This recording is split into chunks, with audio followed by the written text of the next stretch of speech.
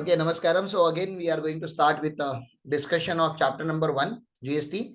We have reached at a concept where we are going to discuss something about GST common portal. Common portal मतलब इसका नाम common portal पहले तो क्यों है? पोर्टल ही हो जाता जीएसटी पोर्टल. कॉमन पोर्टल इसलिए क्योंकि सेंट्रल गवर्नमेंट और स्टेट गवर्नमेंट का कोई अलग पोर्टल नहीं है.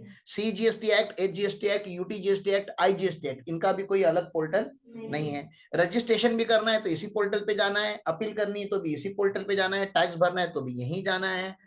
99% काम इसी पोर्टल पे होते हैं. दो और पोर्टल इसके साथ काम में आते हैं. एक है इनवॉइसिंग पोर्टल जहाँ पे इनवॉइसेस अभी रेज होते हैं, और एक ई वे बिल पोर्टल. तो ई वे बिल और ई इनवॉइसिंग दो अलग चीजें, इसलिए वो अलग पोर्टल बनाया हुआ है. बाकी सब कुछ चीजें जो जीएसटी के कनेक्टेड है, सारी चीजें यहीं पे आती है. डिपार्टमेंट को भी अगर कोई इंफॉर्मेशन चाहिए वो भी कॉमन पोर्टल को ही एक्सेस करता है, और एसएससी भी अगर कोई चीज अपलोड करना चाहता है तो वो भी कॉमन पोर्टल से ही अपलोड करता है. यहाँ तक क्लियर है? कॉमन पोर्टल एक बार देख लेते हैं. Majority of you must have seen it ना. पहली बार देख रहा है ऐसा कोई है क्या? कॉमन पोर्टल देख लेते हो ना एक दो बार दिन में. तो ये कॉमन पोर्टल है. अभी तुम क्या सॉफ्टवेयर पे ज्यादा काम करते हो तो कॉमन पोर्टल पे कम करते रहोगे. तो कॉमन पोर्टल मतलब ये जीएसटी का वेबसाइट. ये वेबसाइट नहीं है, ये जीता जागता सॉफ्टवेयर है. ठीक है ना, एक जीती जाती कंपनी है, समझ लीजिए आप. तो जो डिपार्टमेंट में जाके पहले लाइन लगा के काम करना पड़ता था, वहां जाने की कोई जरूरत नहीं है, सब कुछ यहीं से हो जाता है. तो पहला होम है, फिर सर्विसेज में उन्होंने क्या क्या लिखा है. तो रजिस्ट्रेशन से लेके देखिए ना, सर्विसेज में क्या क्या दिया है. Registration, payment, user services, refund, e way bill. ठीक है ना. तो रजिस्ट्रेशन में भी क्या क्या है, new registration, track application status, यहाँ से चालू हो जाता है. ठीक है ना. पेमेंट में क्रिएट चालान, हाँ जीएसटी भरना है या पेमेंट जो है वो ट्राई करना है. यूजर सर्विस में HSN कोड को सर्च करना है तो यहाँ से आ जाता है. फिर कॉज लिस्ट है, वेरीफाई FRN, हॉलीडे लिस्ट वगैरह दुनिया भर के. ठीक है. फिर रिफंड है, ई वे बिल सिस्टम है, ट्रैक एप्लीकेशन सिस्टम है. जीएसटी लॉ पढ़ना है तो उन्होंने लॉ यहाँ पे डाल दिया है. डाउनलोड्स अगर बहुत सारे करने होंगे कुछ टूल्स वगैरह तो यहाँ पे दिए उन्होंने. टैक्स पेयर को आप सर्च कर सकते हो. ठीक है ना. टैक्स पेयर को सर्च कर सकते हो. जैसे अभी मुझे किसी और का तो नंबर याद नहीं, किसी का पैन पता है जो कंपनी रजिस्टर्ड है, तो ये मैंने अपना जीएसटी नंबर डाल दिया. ठीक है ना. फिर ये अजीब सा कैप्चा आया है, क्या है ये, सर्च करने का. तो सर्च किया तो अपना जीएसटी नंबर आ गया, राम पाटिल. ठीक है ना. इफेक्टिव डेट देखिए 1 जुलाई 2017. जब से जीएसटी आया है तब से हम लोग अभी यहाँ से रजिस्टर्ड है. क्यों? क्योंकि हम पहले ही ओल्ड लॉ में रजिस्टर्ड थे, सर्विस टैक्स लॉ में रजिस्टर्ड थे, तो हमें माइग्रेट किया गया था जीएसटी लॉ में. तो वी आर माइग्रेटेड एंटिटी. फिर रजिस्टर्ड ऑफिस वगैरह दिया है आपको. यहाँ पे जाके क्या चेक करना है, मेरे गुड्स का सर्विस का क्या है, HSN क्या है. तो दिख रहा है आपको यहाँ पे मैनेजमेंट कंसल्टेंट. ठीक है ना. हम लोग से ये फॉर्म मैनेजमेंट कंसल्टेंट करके थे. फिर यहाँ पे क्या, show filing table, show return filing frequency. तो फाइलिंग टेबल जाके देखने का कभी भी किसी भी क्लाइंट का कि ये बंदा टाइम पे रिटर्न भरता है या नहीं भरता. तो ये GSTR 3B का समरी है और GSTR 1 का. ठीक है ना. तो ये लेटेस्ट तक भरा हुआ है क्या चेक करना चाहिए आपको. ये लेटेस्ट मेरा 1 कहाँ तक भरा गया है, अक्टूबर मंथ का 9 नवंबर पे, तो टाइम पे भरा गया है. और जो ये था पेमेंट का, तो पेमेंट आप देखो 20 तारीख को करना है. तो हम देखो कभी 20 को करते, कभी 16 को करते, कभी 20, 18, 19, 18, 19, 19, 16, मतलब भर रहे टाइम पे भर. हम लोग डिफॉल्टर नहीं, हम लोग लेट नहीं भरते जीएसटी, हम टाइम पे ही भर रहे. तो ऐसे आपको क्लाइंट को चेक करना पड़ता है कि आपका जो क्लाइंट है जिसके साथ आप बिजनेस करने जा रहे हो, ठीक है ना, उसकी जैसे आप जैसे पकड़ लो कोई लड़का आपको मैसेज करता है, लड़की मैसेज करती है, जाके पहले क्या करते हो, उसका इंस्टाग्राम पे पूरा कैसे इन्वेस्टिगेट करते हो, ये कौन है, कहाँ से है, इसने कौन से फोटो अपलोड किए, करते हो कि नहीं. हाँ, तो बिजनेस किस साथ करे तो थोड़ा तो इसको इंस्टाग्राम पे जाके चेक नहीं करने का ना. इंस्टाग्राम इसका चेक करके क्या करोगे, कुछ मिलेगा तो नहीं. तो इसकी प्रोफाइल कहाँ पे जाके चेक करनी है, जीएसटी पोर्टल पे जाके चेक करनी है. अब कभी कभी उसका जीएसटी नंबर आपके पास नहीं होगा तो आप पैन से भी उसको सर्च कर सकते हो. पहले पैन से सर्च करो तो उसके जितने भी जीएसटी नंबर है सारे ओपन हो जाते हैं. ओके. ई इनवॉइस का मैंने आपको बताया, अभी ई इनवॉइस का नया पोर्टल बना हुआ है, तो ये यहाँ से उन्होंने कनेक्ट करके दिया हुआ है ई इनवॉइसिंग के लिए. तो यहाँ पे देखो ऊपर पोर्टल चेंज हो गया, e-invoice.gst.gov. ठीक है. चलो, ये तो ई इनवॉइस का हो गया. अभी मुझे लॉगिन करना है. तो लॉगिन करना है तो हमें क्या करना होता है, पहले तो आपको अगर रजिस्ट्रेशन करना होता है, ठीक है ना, तो रजिस्ट्रेशन पे, न्यू रजिस्ट्रेशन पे अगर आप क्लिक करते हो तो क्या क्या डालना होता है. पहले तो आपको यहाँ पे ये सब डालना पड़ेगा ना.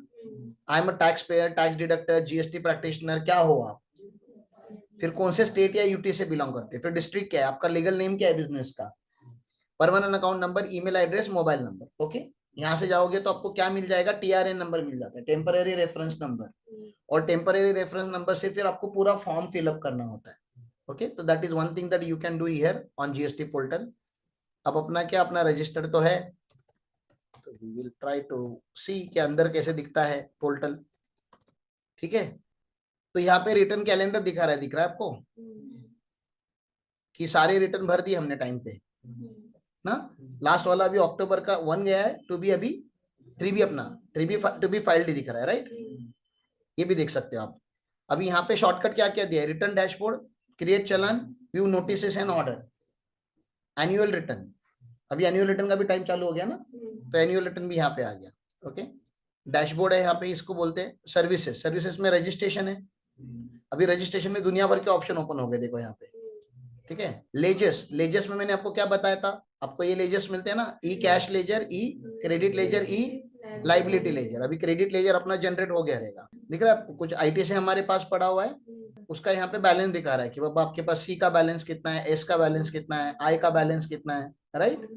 तो ये बैलेंस आपको दिख रहा है यहाँ पे आईटीसी का। ठीक है, तो ये कौन सा लेजर है, ई क्रेडिट लेजर है। हम कैश भरते हैं तो कैसे भरते हैं पोर्टल पे, तो यहाँ पे लास्ट ईयर का टर्नओवर वगैरह वो सब आपको इन्फॉर्मेशन मिल जाती है। पेमेंट पे अगर आप जाते हो तो क्रिएट चलान पे जाओ, और ये देखो सारे टैक्स के पेमेंट यहीं पे होते हैं, CGST, IGST, cess, Maharashtra GST. मैंने क्या बोला था आपको, याद है ना, हम किन से स्टेट में रजिस्टर्ड है, हम 27 में रजिस्टर्ड है, अपना कोड 27 है, तो महाराष्ट्र के है। ठीक है, तो यहाँ पे आप टैक्स भी भर सकते हो, इंटरेस्ट भी भर सकते हो, पेनाल्टी भी भर सकते हो। यहाँ पे मैंने 1000 रुपया डाला तो बॉटम में टोटल ऑटोमेटिकली आ गया। ठीक है ना, फिर एच सी के साथ जीएसटी भी भरना पड़ेगा 1000 रुपया मुझे, तो ये 2000 हो गए। ठीक है, अगर मुझे इंटरेस्ट लगता है तो 50 रुपए का मैंने इंटरेस्ट डाल दिया, यहाँ पे भी मैंने 50 रुपए का इंटरेस्ट डाल दिया, तो टोटल ऑटोमेटिकली आ रही है। आप कुछ भी यहाँ पे टाइप कर सकते हो, पेमेंट कर सकते हो, पेमेंट के मोड भी यहाँ पे दिखे हुए हैं। तो ये पेमेंट के टॉपिक में हम करेंगे, लेकिन मुझे आपको अभी खाली क्या बताना था कि जो भी करना होता है हमें इस पोर्टल पे जाके करना होता है, हर एक चीज पोर्टल के अंदर ही है। तो आपको खाली, अच्छा आपको अगर किसी क्लाइंट का काम करना है, चलो ठीक है, विजय सर है, संकेत सर है, तो आप उनको पूछ के करोगे। लेकिन मैं क्या चाहता हूँ, आप लोगों से ज्यादा क्या एक्सपेक्ट करता हूँ, उन लोगों को किसने सिखाया, विजय सर को, संकेत सर को किसने सिखाया, किसी ने नहीं सिखाया, तो वो लोग कैसे सीखे फिर। तो एक तो वो पोर्टल को लॉगिन करके बैठ जाते थे, टाइम तक भी बहुत ज्यादा था, हमारे पास क्लाइंट कम थे शुरू शुरू में, तो रिसर्च एंड डेवलपमेंट पे उन्होंने टाइम ज्यादा डाला है। दूसरा, वो लोग क्या करते थे, कोई भी चीज अगर रुक जाते हैं, मैं अवेलेबल हूं तो मुझे पूछ लिया, दिनेश है तो दिनेश को पूछ लिया, अगर हम दोनों भी अवेलेबल नहीं तो यूट्यूब कर लेते थे। तो आपको भी अगर कोई चीज अगर नहीं समझ रही है तो आपको क्या करना है, यूट्यूब करना है, आपको सीखना है या पूछना है। देखो अगर, या क्या समझ, क्या ढूंढना है वो भी अगर कभी कभी नहीं समझता, कभी कभी इतना तो पता होता है कि क्या सर्च करना चाहिए, लेकिन अगर वो भी नहीं समझ रहा है कि सर्च ही क्या करो ना, किसी ने बोल दिया कि बाबा जाओ जीएसटी का पेमेंट करो, या जीएस इस क्लाइंट को नोटिस आया है क्या चेक करो, पता नहीं आपको अभी कैसे चेक करते हैं, तो फिर आपको पूछना है उनको कि मैं सर्च ही क्या करूं। लेकिन आपको अभी धीरे धीरे धीरे जब चीजें समझनी चालू हो जाएगी, तो ऑटोमेटिकली जब आप पोर्टल पे टाइम स्पेंड करोगे, जैसे अभी फेसबुक, इंस्टाग्राम पे आपने टाइम स्पेंड किया होगा, आपने कोर्स लगाया था क्या, how to use Facebook, how to use YouTube, नहीं ना, क्या करते हो आप, चैनल ओपन करते हो या जो ऐप है ओपन करते हो, और उसके ऊपर सर्च करते करते ये करते, यहाँ क्लिक करने के बाद क्या होता है वो देखते रह के करते हो जाता है। खाली ट्रायल एंड एरर जब करते हो तो क्लाइंट के लॉगिन पे मत कीजिए, हमारे जो इंटरनल लॉगिन है, इंटरनल फॉर्म्स है, उसके ऊपर आप ट्रायल एंड एरर कीजिए। और मैंने संकेत सर को बोला है, आपको नील रिटर्न तो कम से कम मैक्सिमम अभी जूनियर लोगों से ही फाइल करवा दो, और जैसे जैसे जैसे नील रिटर्न का आपका परफॉर्मेंस बढ़ते जाएगा, आप जैसे थोड़े स्मार्ट होते जाओगे रिटर्न भरने में, तो आपको डेटा वाले रिटर्न भी दिए जाएंगे। शुरू शुरू में हर एक चीज वेरीफाई करके भरवा लो, ओवर कॉन्फिडेंट नहीं होना है जीएसटी में, ठीक है ना, कॉन्फिडेंट रहो लेकिन ओवर कॉन्फिडेंट नहीं रहना है, आपको पूछ पूछ के काम करना है। जैसा शुरू शुरू में एक बार आपको आपका हाथ बैठ गया तो फिर आपको कोई पूछने नहीं आएगा बार बार कि आप ये क्या कर रहे हो, ठीक है ना, खाली आपके ऊपर भरोसा होने तक का टाइम, थोड़ा टाइम आप 2-3 महीने संभाल संभाल के करो, ठीक है, बाकी तो आपको ही करना है काम। तो ये हो गया जीएसटी का पूरा इधर कॉमन पोर्टल की बातें। इन्होंने भी कॉमन पोर्टल का स्क्रीनशॉट दिया है, मैंने तो आपको लाइव ही दिखा दिया, स्क्रीनशॉट क्या ही देखना है। और ई वे बिल के बारे में उन्होंने बात की है, और यहाँ पे ई इनवॉइस के बारे में बात की कि इसके अलावा आपको 2 वेबसाइट और पता होनी चाहिए, eWaybill.gst.gov.in, एक ये वेबसाइट पता होनी चाहिए। अच्छा, इसकी मिनिस्ट्री अलग है, हमारा टैक्स है उसकी मिनिस्ट्री कौन सी है, फाइनेंस मिनिस्ट्री है, और ई वे बिल की मिनिस्ट्री कौन सी है, national information system ministry of electronic and information technology, government of India. अब ये क्या होता है, ई वे बिल है क्या, थोड़ा बहुत आपको बता देता हूँ ई वे बिल के बारे में भी। ई वे बिल क्या होता है कि ई वे बिल जब भी ये गाड़ियां जाती है हाईवे पे तो बिना ई वे बिल के नहीं जा सकते। एक जमाने में फेक बिलिंग बहुत ज्यादा होती थी, आज भी होती है, लेकिन एक जमाने में बहुत ज्यादा होती थी। जैसे अभी शायद यूपी या बिहार का कोई केस आया, कोई ये डेली वेज वर्कर होता है ना, डेली वेज मतलब जो काम ऐसे लेबर टाइप के लोग होते हैं ना, उसका किसी ने आधार कार्ड पैन कार्ड ले लिया, मोबाइल नंबर खुद का ले लिया, ईमेल आईडी बनवा लिया, इतना ही तो चाहिए रहता है, और उतना करके क्या कर दिया, जीएसटी रजिस्टर्ड कर दिया एक उसके नाम पे, और उसके नाम पे बहुत सारा बिल किया, बहुत सारे लोगों को आईटीसी दिया, और बाद में वो तो टैक्स भरेगा नहीं क्योंकि उसको तो पता ही नहीं, और उसने टैक्स नहीं भरा। जब इन्वेस्टिगेशन हुआ, उसको अरेस्ट किया गया, तो पता चला कि किसी ने उसका आधार कार्ड पैन कार्ड मिसयूज करके उसके नाम पे जीएसटी नंबर ले लिया है। तो जैसे मैंने आपको सर्च टैक्स पेयर बताया, आप भी अपना पैन कार्ड डाल के देख लीजिए वहां पे कि आपके नाम पे कहीं पे जीएसटी नंबर रजिस्टर्ड तो नहीं है, ठीक है ना। फेक रजिस्ट्रेशन भी बढ़ गए दुनिया में।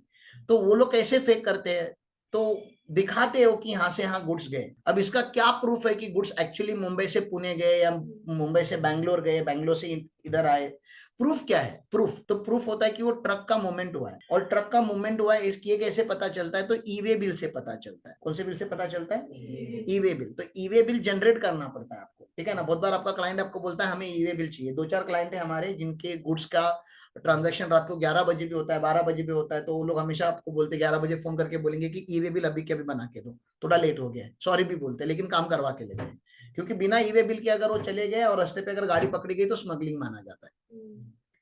तो गाड़ी जब्त कर देते, गाड़ी का गुड्स जब्त कर देते, उसके अंदर जितना भी वैल्यू ऑफ गुड्स होता है उसका कुछ तो 200% वगैरह निकाल के पेनाल्टी लगा देते। तो वेरी हार्श प्रोविजन, अगर आपके पास ई वे बिल या इनवॉइस नहीं होगा तो। ये समझ में आया आपको। तो ई वे बिल का पूरा टॉपिक ही है कि ई वे बिल जनरेट होता है, 24 घंटे के अंदर कैंसिल हो सकता है, अमेंड हो सकता है, पार्ट ए में क्या जाता है, पार्ट बी में क्या जाता है, lot of things we are going to discuss in e way bill chapter, ठीक है।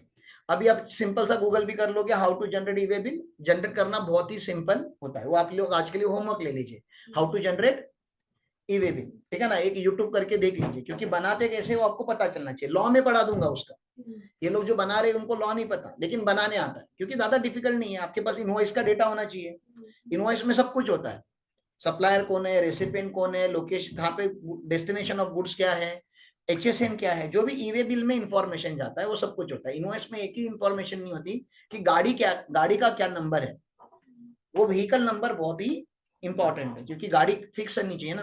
अच्छा, इसका आगे का भी मैं आपको बता दूं, अभी भी झोल होता है, झूठे मोटे ई वे बिल भी बनते हैं। अगर झूठा इनवॉइस बन सकता है तो ई वे बिल भी तो झूठा बन ही सकता है नहीं। लेकिन गवर्नमेंट आगे जाके कुछ ऐसी टेक्नोलॉजी लानी है। ओला उबर आपने कभी यूज किया है, ओला या उबर, ठीक है ना। ओला उबर में क्या होता है, आपको ऐप पे व्हीकल्स दिखती है, ठीक है ना। ओला उबर में ऐप पे व्हीकल दिखती है। वैसे ये जो जीएसटी ऑफिसर्स होंगे उनको टैब मिलने वाला है ना, टैब दे देंगे उनको, एक आईफोन वगैरह का, एप्पल वगैरह का, एप्पल का टैब दे देंगे, और टैब में कोई सॉफ्टवेयर होगा, और हर गाड़ी जो रास्ते से जाती है वो टैब पे दिखेगी उनको कि इस हाईवे से, मुंबई बेंगलोर हाईवे पे अभी कौन सी कितनी व्हीकल आने वाली है, वो टैब पे दिखेगा उनको लाइव पे। और वो टैब पे उसको क्लिक करेंगे ना व्हीकल को, तो उसका इंफॉर्मेशन भी ओपन होगा, इसका सप्लायर कौन है, रेसिपिएंट कौन है, क्योंकि हर ट्रक में एक डिवाइस लगने वाला है ना, जीपीएस सिस्टम बोलते हैं ना जिसको। तो हर हर व्हीकल में, हर ट्रक में एक वो सिस्टम लगेगा, ठीक है। और उसमें से वो क्या करेंगे, देखते रहेंगे कि इसकी पूरी इंफॉर्मेशन, इसका ई वे बिल है कि नहीं, इसके अंदर गुड्स कौन से हैं, दे कैन वेरीफाई। और उनको लगा थोड़ा सस्पिशियस लगा तो वो गाड़ी रुका सकते हैं टोल पे, क्योंकि उनको पहले से पता होगा कि ये गाड़ी हमारे टोल से जा रही है। दूसरा, गाड़ी खाली भी तो भेज सकते हो आप, एम्प्टी गाड़ी भी तो सेल कर सकते हो, गाड़ी जानी है ना, खाली गाड़ी दे देंगे। ऐसा नहीं है, जितने भी अभी टोल बन रहे नए, वो टोल के नीचे वे ब्रिज बन रहा है, वे ब्रिज, वे ब्रिज समझता है आपको, वजन काटा, वो गाड़ी का वेट करेगा, ठीक है ना। और उनके पास जजमेंट होगा कि खाली गाड़ी का वेट पकड़ लो 8,000 किलो है, तो लोडेड गाड़ी का वेट 12,000 किलो होना चाहिए, क्योंकि 4,000 का आप माल दिखा रहे हो। तो ऐसा अप्रोक्सीमेशन बेसिस पे वो निकाला जाएगा। मतलब इतना जाके आर्टिफिशियल इंटेलिजेंस स्ट्रांग होने वाला है आने वाले दिनों में। इसलिए गवर्नमेंट ने ये दो नए कॉन्सेप्ट निकाले, एक ई वे बिल और दूसरा एक ई इनवॉइसिंग ना। ई इनवॉइसिंग और ई वे बिल में फर्क क्या है, ये इनवॉइस है। ई इनवॉइस मतलब जीएसटी पोर्टल पे जाके इनवॉइस बनाने का। अभी हम इनवॉइस कहाँ पे बनाते हैं, अभी हम टैली में बनाते हैं, या कोई एक्सेल में बनता है, या कोई सॉफ्टवेयर में बनता है, उसमें मैनिपुलेशन होने के चांसेस है ना। आपने ई वे इनवॉइस बनाया, बाद में डिलीट किया। जोल करने वाले लोग क्या करते हैं, इनवॉइस बनाते हैं, ई वे बिल बनाते हैं, फिर माल डिलीवर हो जाता है और फिर जीएसटी नहीं भरना है उनको, तो जाके फिर क्या कर देते हैं, ई वे बिल और इनवॉइस डिलीट कर देते हैं, खत्म। Game over. R1 में डेटा जाएगा तो टैक्स भरोगे ना, डेटा जाएगा ही नहीं, आपने बिल इशू किया, माल पहुंच गया, अभी बनाया क्यों फिर ई वे बिल, क्योंकि गाड़ी पकड़ी जाती तो दिक्कत हो जाती, तो बिल बनाया, ई वे बिल बनाया, बाद में माल पहुंच गया, गाड़ी रिटर्न आ गई, अब डिलीट कर दिया, किसी को कोई पता नहीं चलेगा। ऐसे धंधे ये लोग कर रहे थे, इसलिए गवर्नमेंट फ्रस्ट्रेट हो गई ना। तो गवर्नमेंट फ्रस्ट्रेट होके गवर्नमेंट ने क्या बना दिया अभी, ई इनवॉइस पोर्टल। तो मैक्सिमम चीजें पोर्टल पे ही करेंगे। अभी इन्होंने यहाँ पे नंबर कितना लिखा है कि 10 करोड़ के ऊपर अगर जिसका टर्नओवर है उसको ई इनवॉइसिंग मैंडेटरी हो गया था। अब ये अमेंड करके गवर्नमेंट ने कितना कर दिया है, 5 करोड़। तो जिनका लास्ट ईयर में टर्नओवर 5 करोड़ क्रॉस हुआ है, अगेन आप लोगों को पता होना चाहिए आपके कौन से क्लाइंट का टर्नओवर 5 करोड़ क्रॉस हो चुका है, क्योंकि जिनका 5 करोड़ क्रॉस हुआ है उनको ई इनवॉइसिंग मैंडेटरी हो चुका है। आप टैली में उनका इनवॉइस बना ही नहीं सकते, आपकी रिस्पॉन्सिबिलिटी है ना क्लाइंट को बताने के लिए कि सर आपका अभी टैली में इनवॉइस बनेगा ही नहीं, आपका इनवॉइस किस पे बनना है, पोर्टल पे बनना है, इनवॉइस पोर्टल पे बनना है। ये समझ में आया आपको? तो दो कॉन्सेप्ट मैंने और आपको बता दी। सर्विस के लिए ई वे बिल नहीं लगता, सर्विस इंडस्ट्री के लिए। गुड्स के लिए ट्रक में से सर्विस उड़ने क्या जाता है, ट्रक में से तो गुड्स जाएगा ना, हाँ, तो उस इंडस्ट्री को लगता है। फिर आप जब अभी जब जीएसटी भरते हो तो आप सॉफ्टवेयर यूज करते हो ना, विनमैन का भी सॉफ्टवेयर है हमारे पास, स्पेक्टा करके कंपनी उसका सॉफ्टवेयर, और दुनिया भर के सॉफ्टवेयर प्रोवाइडर है। तो इनको किसने अथॉरिटी दी कि जीएसटी हम डेटा सॉफ्टवेयर में भरते हैं, लेकिन वो ऑटोमेटिकली गवर्नमेंट वेबसाइट पे जाता है। मतलब गवर्नमेंट वेबसाइट और सॉफ्टवेयर कंपनी इंटीग्रेटेड है, कनेक्टेड है ना दोनों। तो ये कनेक्टेड होने की अथॉरिटी इस सिस्टम ने दी, जीएसपी एंड एएसपी। तो जीएसपी मतलब कौन, जीएसटी सुविधा प्रोवाइडर्स, ठीक है ना। तो जीएसटी है selected certain information technology and information technology enable service and financial technology companies. तो बहुत सारे टेक्नोलॉजी कंपनी, आईटी कंपनीज है, क्योंकि ये सब कुछ आईटी पे होने वाला है। तो कोई प्राइवेट कंपनीज है जो जीएसटी पोर्टल को हेल्प करती है ये सारी चीजों को इंप्लीमेंट करने के लिए, उनको क्या बोला जाता है, जीएसपी, ठीक है ना। फिर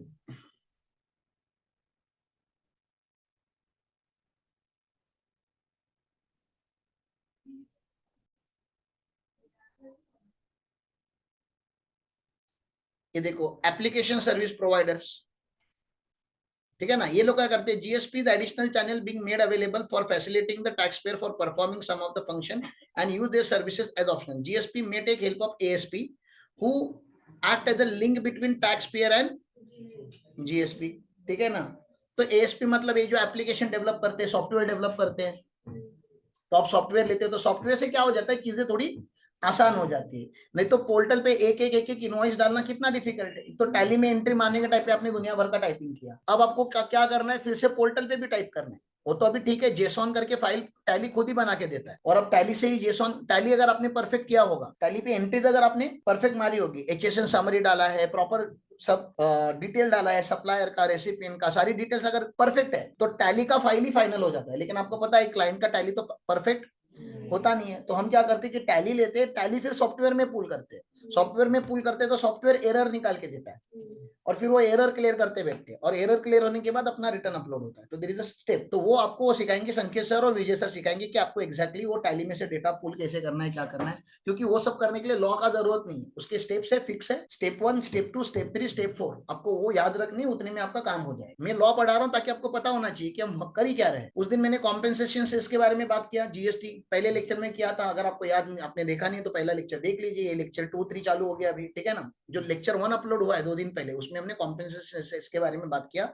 जीएसटी आने के बाद गवर्नमेंट, स्टेट गवर्नमेंट बोल रही थी कि हमको लॉस होगा, सेंट्रल गवर्नमेंट ने गारंटी लिया कि 5 साल तक अगर आपको लॉस होगा तो हम उसको कॉम्पेंसेट करेंगे, और कॉम्पेंसेट करेंगे तो कहीं ना कहीं तो रिकवरी होनी चाहिए। तो रिकवरी कहां से हो जाएगी, तो ये देखो, ये अभी पहले 2022 तक का ही कमिटमेंट है, अभी कब तक किया, 2026 तक का कमिटमेंट किया। 2026 तक अगर किसी गवर्नमेंट को लॉस हो गया, स्टेट गवर्नमेंट को, जीएसटी इंप्लीमेंट करने के वजह से, क्योंकि पहले उनको बहुत ज्यादा टैक्स मिलता था ना, महाराष्ट्र गवर्नमेंट को पहले बहुत टैक्स मिलता था, क्योंकि महाराष्ट्र प्रोड्यूसर स्टेट है। अभी आपने क्या किया, कंजम्पशन टैक्स बना दिया, मतलब जो स्टेट कंज्यूम करेगी वो उस स्टेट को रेवेन्यू मिलेगा। मतलब प्रोड्यूस हम करेंगे लेकिन कंज्यूम कोई और स्टेट करेगी, तो उस स्टेट को जाएगा टैक्स, पहले हमको मिलता था। तो उन्होंने बोला अगर आपको ऐसा कभी हुआ तो हम आपको क्या करेंगे, सेट ऑफ दे देंगे, उसको कॉम्पेंसेशन सेस बोलते हैं, और उसका एक एक्ट है, जीएसटी कॉम्पेंसेशन सेस एक्ट, ठीक है ना। इसके हिसाब से सिगरेट वगैरह के ऊपर, मोबाइल फोन्स के ऊपर, व्हीकल, एक्सपेंसिव व्हीकल्स के ऊपर कॉम्पेंसेशन सेस बहुत ज्यादा लगता है, ठीक है।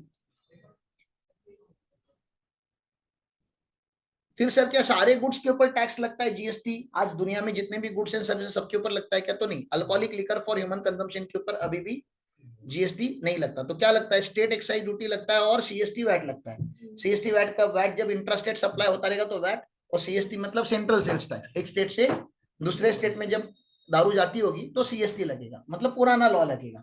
ठीक है। अभी भी मैंने ये बताया थे 5 item, petroleum, crude, diesel, petrol, aviation turbine fuel and natural gas, इसके ऊपर अभी भी जीएसटी आया नहीं है, आएगा। टोबैको के ऊपर बहुत ही खराब हालत है। टोबैको पुराने लॉ से निकला नहीं और नए लॉ में आ गया। इन दोनों का क्या है, ये नए लॉ में आए ही नहीं। पेट्रोल एंड दारू का स्टोरी क्या है कि नए लॉ एप्लीकेबल, नया लॉ मतलब कौन सा लॉ? जीएसटी का लॉ। जीएसटी अभी तक इसको एप्लीकेबल नहीं हुआ, मतलब कौन से लॉ एप्लीकेबल है? जो पुराने थे, वैट एक्साइज जो थे वो एप्लीकेबल है। टोबैको जीएसटी में आ गया, टोबैको जीएसटी में आ गया, लेकिन पुराने लॉ से निकला नहीं। मतलब टोबैको के ऊपर पुराने लॉ भी लग रहे, जीएसटी भी लग रहा है, मतलब डबल टैक्सेशन हो रहा है टोबैको के ऊपर। होना नहीं चाहिए था ना। मैंने आपको क्या बोला, जब से जीएसटी है तब से डबल टैक्सेशन नहीं होना चाहिए था, लेकिन डबल ट्रिपल चौबल टैक्सेशन हो रहा है यहाँ पे। इसके ऊपर कॉम्पेंसेशन सेस भी लगा है, लेकिन कोई तम्बाकू खाने वाले ने, कोई सिगरेट पीने वाले ने अभी तक आवाज नहीं उठाई। बड़े अच्छे लोग होते हो, ठीक है ना, कहाँ आवाज, कोई आंदोलन वगैरह नहीं। घर वालों को पता चल जाएगा ना, अच्छा आंदोलन कर रहे हैं, सिगरेट के ऊपर प्राइस बढ़ गया करके, तो घर से निकाल देंगे, उससे अच्छा टैक्स ही भर दो। ठीक है ना। तो ये देखो, टोबैको के ऊपर जीएसटी भी लग रहा है, अभी सेंट्रल एक्साइज ड्यूटी भी लग रहा है, मतलब डबल टैक्स हो गया। ठीक है ना। वैसे ही ओपीएम, इंडियन हेम, अदर नार्कोटिक ड्रग्स, मतलब गांजा वगैरह हो गया। ठीक है ना, इसके ऊपर सेंट्रल एक्साइज ड्यूटी नहीं, इसके ऊपर स्टेट एक्साइज ड्यूटी लगता है, लेकिन एक्साइज ड्यूटी अभी भी है। मतलब बताना क्या है, ये दारू तंबाकू वगैरह जो भी चीजें हैं, दारू और पेट्रोल तो पुराने लॉ में ही है, नए लॉ में आए नहीं। और गांजा टोबैको वगैरह जो रहता है, फूकने वाली चीजें जो रहती है, वो जीएसटी में तो आ ही गई, लेकिन पुराने लॉ में भी है, तो डबल टैक्सेशन होता है वहां पे। ठीक है।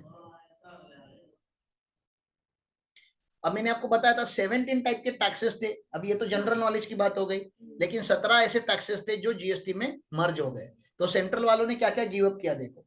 Central excise duty and additional excise duty, service tax, excise duty on medical and toiletry preparation, countervailing duty, special countervailing duty, ये दो कस्टम ड्यूटीज थी, स्पेशल कस्टम ड्यूटीज थी। Central sales tax, central surcharge and cess, ये सब उन्होंने give up किया।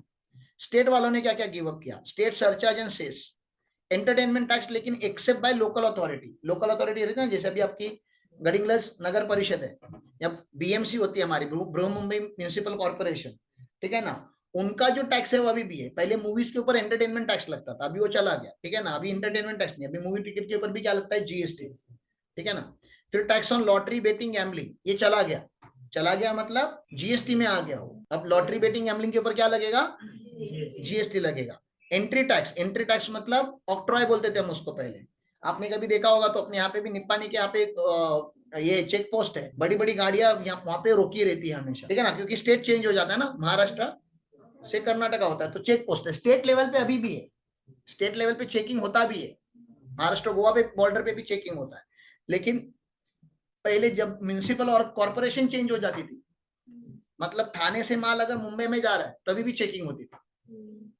ठीक है ना। और चेकिंग मतलब क्या समझ रहा है आपको, लक्ष्मी चेकिंग मतलब वो बिल नहीं चेक करते थे, वो क्या लेते थे, जो चेकिंग वाले लोग रहते थे वो क्या लेते थे, लक्ष्मी दे दो, 200-500 रुपया दे दो, चलो 200-500।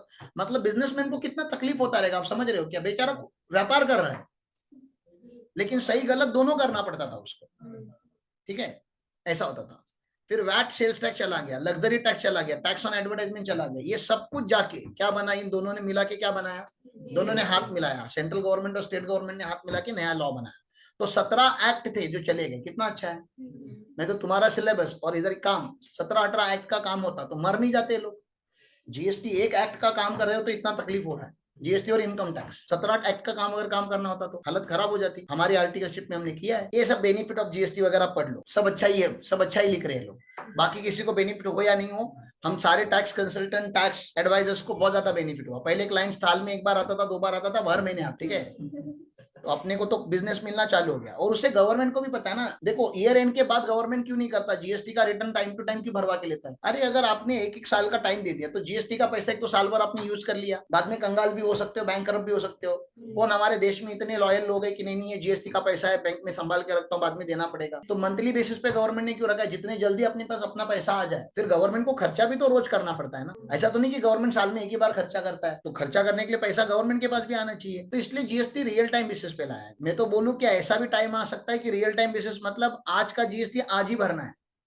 अभी तो कम से कम रियल टाइम मतलब इस महीने भर में जितना भी कलेक्ट किया अगले महीने की 20 तारीख को भरना है।